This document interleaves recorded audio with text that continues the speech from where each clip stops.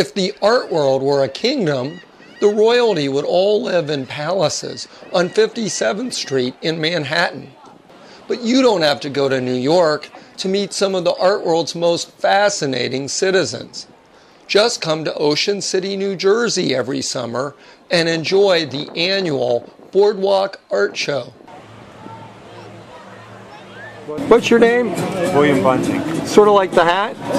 Yes. Oh, hey, your stuff is terrific. How long have you been painting cars? Well, I've been painting cars about 15 years now. They're wonderful. Are they oil? Yeah, they're oil. Okay, good luck. All right, thank you very much. I'm Jane. These are abstract, representational paintings. I paint marine life from a very close-up perspective. Where do you live? In Florida. Do you scuba dive? I sure do. This is my buddy here. He nibbles on my hair like seaweed. Are you kind of a mermaid? Yeah. I'm Stan Kotzen. I do portraits of players, teams, sports montages. I see the Pittsburgh Steelers. Yes, I've done a lot of Steelers stuff, a lot of Pittsburgh stuff. Phillies too. Most of these are prints from my original paintings. I've done very well here. I haven't done this show in probably 15 years because there were 2 galleries on the boardwalk that used to sell my work. Since then, those galleries have moved on, so I can come and do the Boardwalk Art Show. That painting was a gift to Joe Paterno from the Maxwell Club when he was Coach of the Year. I've done Hall of Fame lithographs for Richie Ashburn and Harry Callis. I'm a retired high school principal. Well, I used to be principal at Lower Cape May Regional for 3 years. There's some really fascinating people in this show. My name is Jen Hagan. I go to Studio in Caminati. It's a painting atelier in Philadelphia, started by Nelson Shanks and Leona Shanks in 2002. I'm going into my 4th year, and I decided to come to this art exhibit to try to raise money for tuition. We do classic Italian realism. Basically, we work from the large shapes to the smaller shapes, getting the gesture initially, blocking it in. We do Henry Henchy color. Henry Henchy was mid-1900s. He studied under Hawthorne, Cape Cod School of Art. Basically, it was a tradition of the Impressionists, and they kind of got brought down into colorists. Nelson took all this information and he kind of combined it. We all follow him because we believe he's one of the best realists ever. My name's Tom Werner. I lived in Egg Harbor Township, New Jersey. I've been painting since I was a child. I've been in this art show for 33 years. I come up here to sell paintings and interact with people and work on my work and enjoy the beach. I paint basically from my imagination and from things and people I see as I go through life.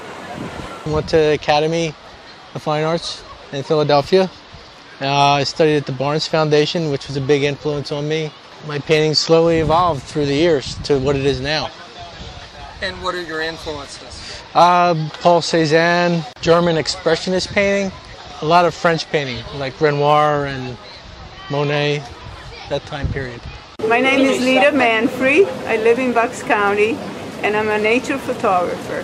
So mostly I take animals, some landscape, and that's about it. I use a Canon 40D camera for my birds, and I use a regular SLR for the rest of my pictures. I take them with slide film. My name is Steve, whatever. Steve Whitney. They're just replicas of original guitars. It started out as kind of a fun thing with my son. He had a party and we used them as centerpieces for the table. It kind of caught on, so I made some more of them, and the next thing I was doing art shows made out of wood. And then painted with acrylic? Yeah. Paint? Yeah. Are they based on like famous rock star guitars? Yeah, some of them are, some of them aren't. Some of them are just originals and kind of put some designs on there and make them look kind of cool, you know. And do you ever sell them? Yeah, that's the plan. My name is Lateesha Lee. I'm an artist. I've been an unprofessional artist since my mother's been feeding me applesauce. I don't know anything different. I'm from Hampton, Virginia. I went to Elon University. I was actually the first black art major at the university. It was awesome. It was awesome. Great people, great times, great fun, great knowledge.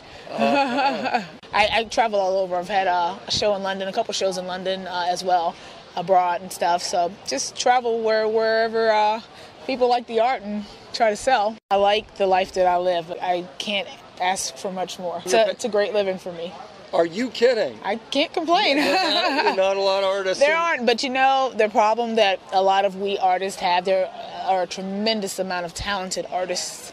The problem is we're right brain, and we use our right brain. We're non-temporal. We don't, time is not of the essence. The early bird gets the worm. Who cares?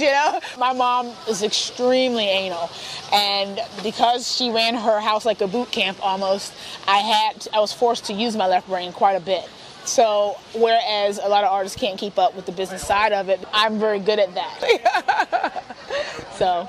Thank you. You're very, very welcome. Much. Thank you, John. I'm Richard Toft. I went to school at Cornell 100 years ago. So I majored in environmental studies that time, and then I went on to graduate work in landscape architecture. My forte was really doing the visual part of architectural presentations. That morphed itself into doing fine artwork. They're painted in egg tempera, which is an older traditional medium that's using egg yolk and dry pigment. Andrew Wyeth's work, all of his major works were done in egg tempera. And it lends itself to a lot of precision. It also has a luminosity to it and can be very textural. It's real old world craftsmanship. The luminosity in egg tempera comes from the fact that you're seeing through layers and layers of paint. I've been marketing seriously outdoors for the last 10 years. Yeah, I saw a thing on the news, this was a while back, was Dave the potato peeler guy in New York, and every day he went from his apartment out to the street to sell his potato peelers, and he sent 3 kids through Ivy League schools, and I thought, maybe that's me, maybe I'm Dave the potato peeler guy.